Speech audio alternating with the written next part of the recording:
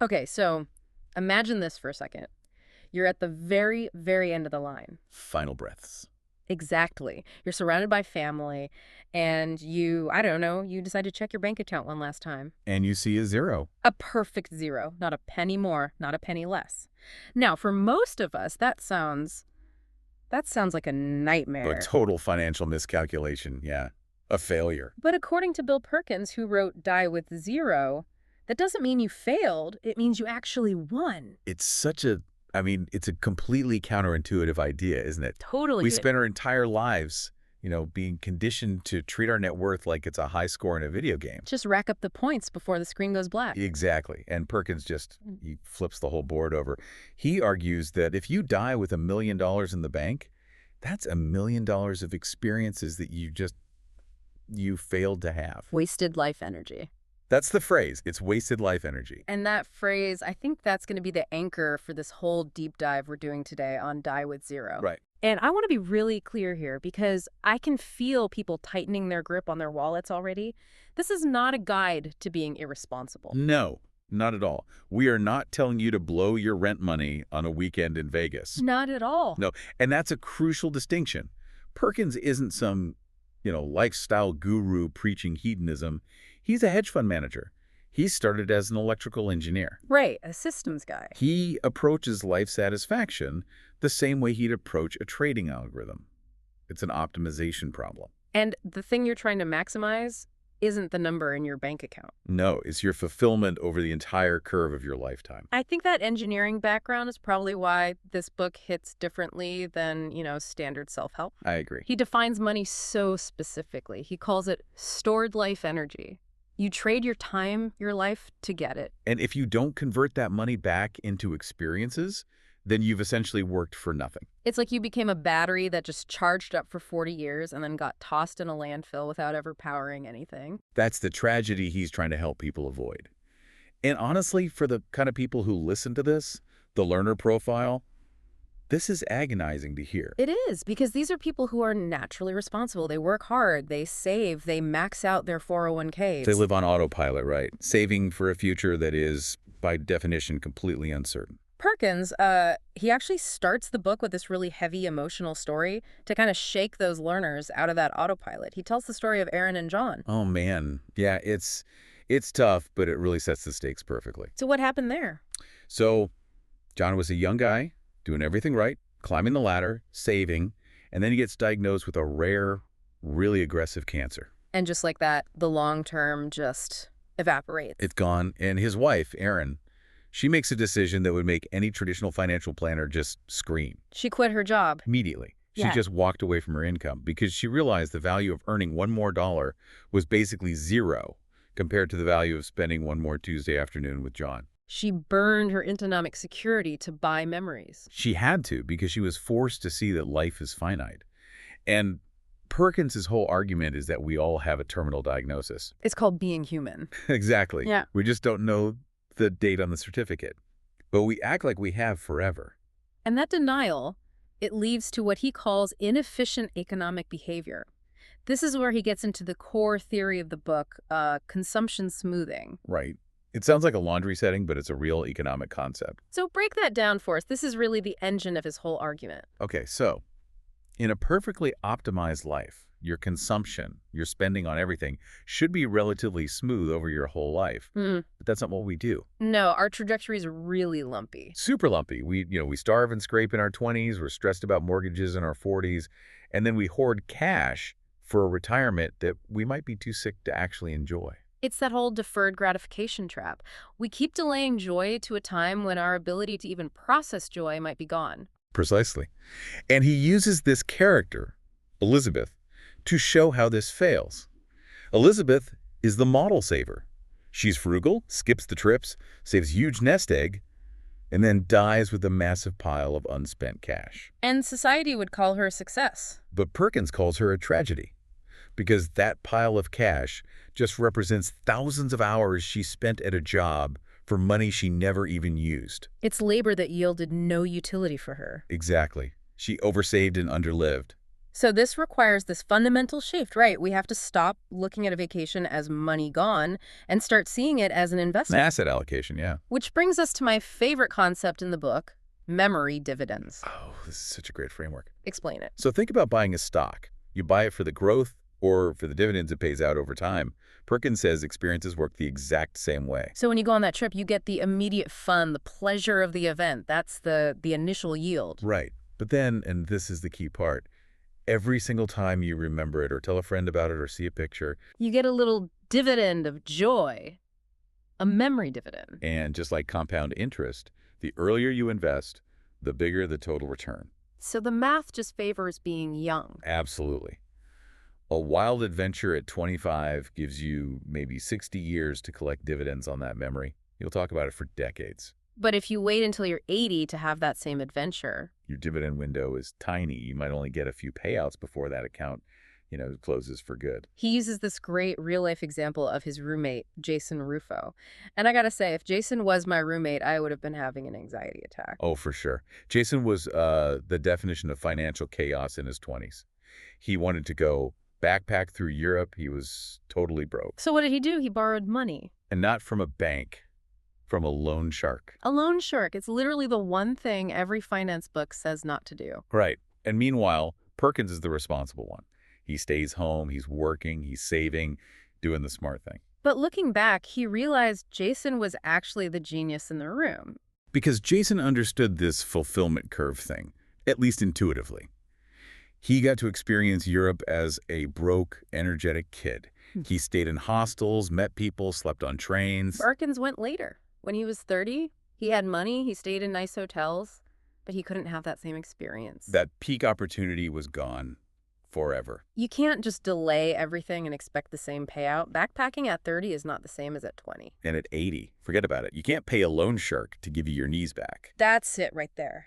Jason's financial risk was temporary. He paid it back. But the memories he got, they shaped him for life. He maximized his net worth in terms of happiness, even if his financial net worth was in the red for a bit. Okay, but I have to play devil's advocate here. I can just hear the listener screaming, this is all great for a guy who became a hedge fund manager, but what if I live to be 100? Right. I'm going to be eating cat food in my 90s if I do this. Exactly. How do you actually do this without, running out of money? That is the #1 fear. It's the primary psychological barrier. And Perkins talks about this inertia we have. He uses the story of John Arnold to show it. The billionaire energy trader. A literal billionaire. And even he struggled to stop making money and start enjoying it. It's like you build up all this momentum, saving and accumulating. That switching to decumulation, as they call it, just feels wrong. It feels unsafe. He was stuck on autopilot, just making the pile bigger because that's what he knew how to do. So if a billionaire can't figure it out, how are regular people supposed to solve this fear? Perkins says you replace that anxiety with data. Tool #1 is facing the reaper. Life expectancy calculators. Sounds a little grim. It is, but it's realistic. Most of us plan our finances like we're going to live to 110. But insurance companies have actuarial data.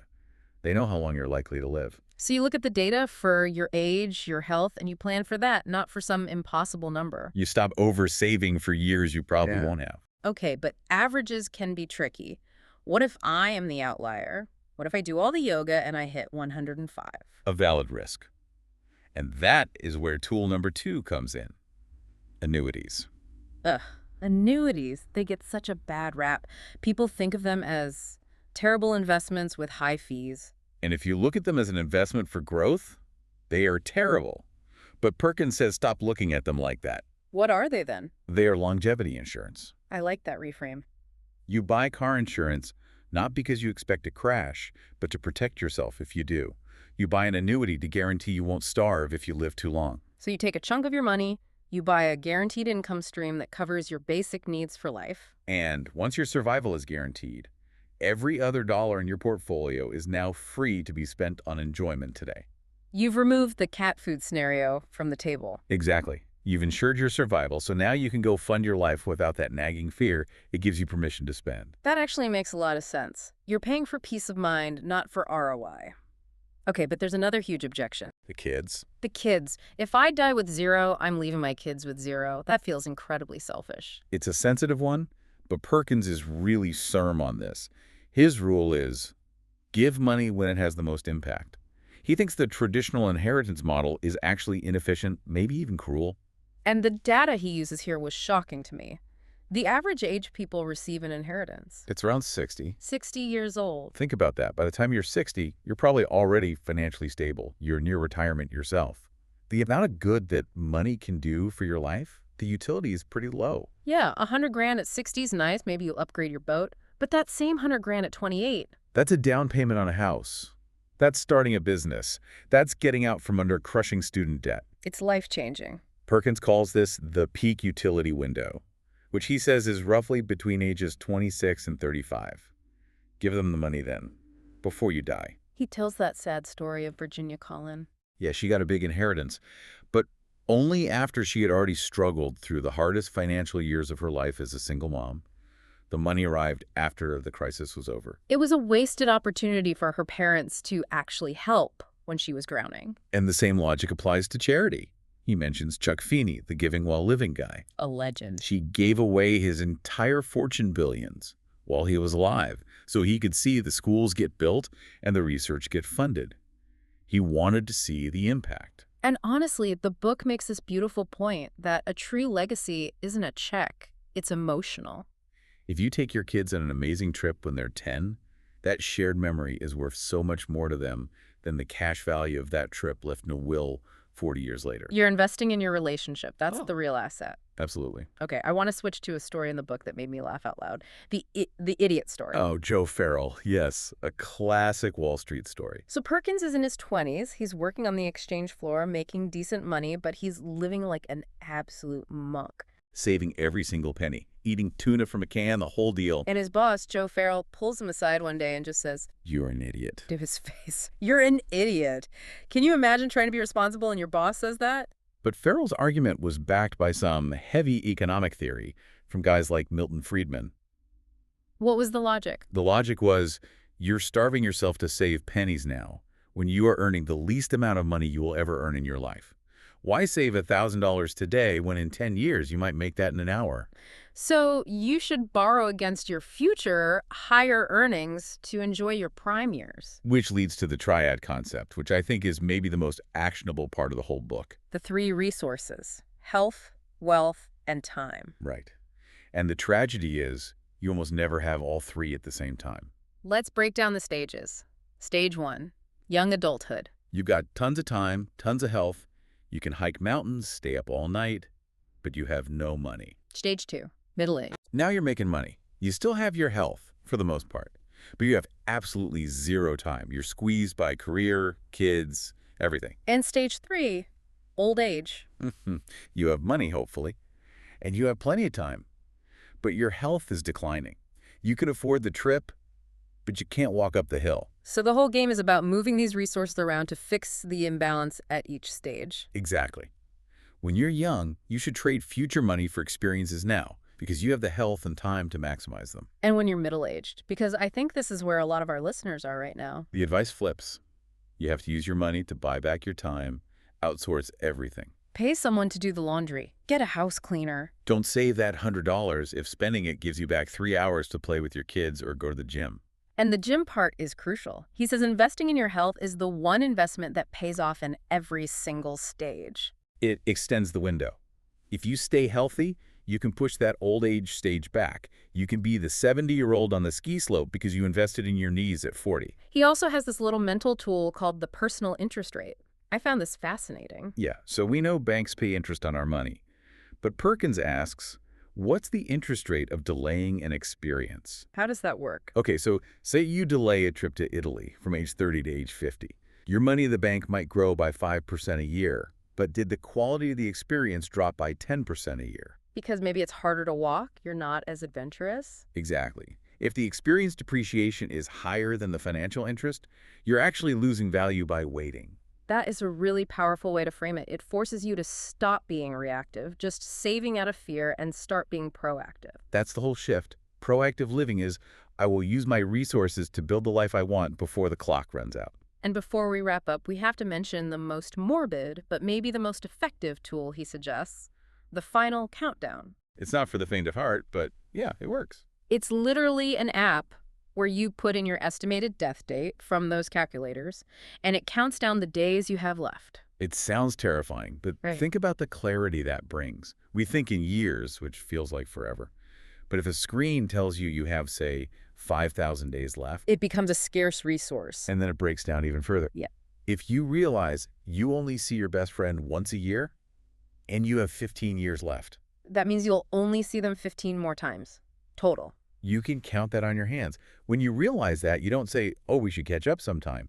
You pull out your calendar and you book the flight. Wow. That hits hard. It really does stop the drift. It forces you to prioritize immediately. And that feels like the perfect place to leave this deep dive. We've covered a ton here, from memory dividends to annuities to giving your kids their inheritance when they can actually use it.